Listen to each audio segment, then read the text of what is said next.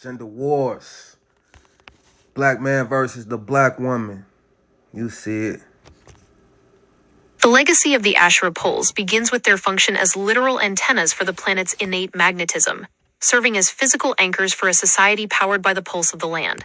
These tall spires were functional instruments that harmonized the atmospheric charge with the mineral density of the soil, ensuring a constant flow of vitality. Within the matriarchal framework, Asherah is identified as the foundational architect of these systems.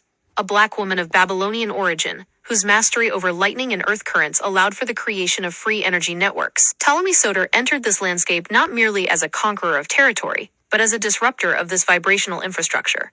By rebranding the divine currents to fit a Macedonian template, he began the process of obscuring the Nubian origins of the sciences he encountered.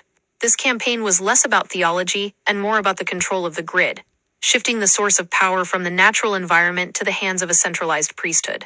The knocking down of the Asherah poles was a technical act of demagnetization, stripping the community of its autonomous energy source. The relationship between Yahweh and Asherah in the ancient texts reveals the tension between a localized, magnetic frequency and an externalized, legislative authority.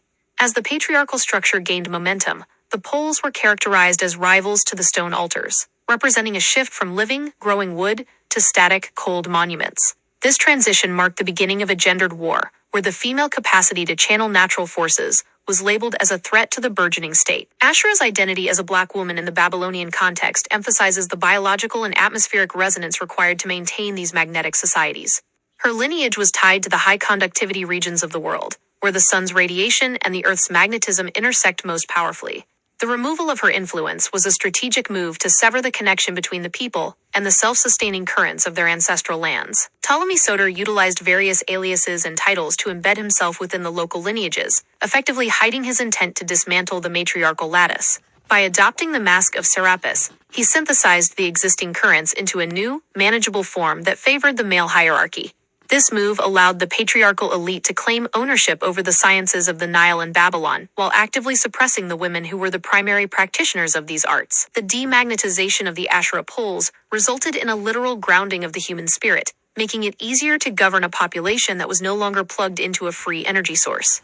When the poles fell, the collective awareness lost its vertical alignment with the stars and its horizontal connection to the earth. This created a state of dependency on the artificial structures of the new regime, which replaced natural magnetism with heavy taxation and physical labor. In the scope of Jesus versus Asherah, the narrative of the true vine, or the tree of life, can be seen as a later attempt to reclaim the symbolism of the pole while stripping away its feminine and magnetic components. The wooden cross itself is a shadow of the Asherah pole, repurposed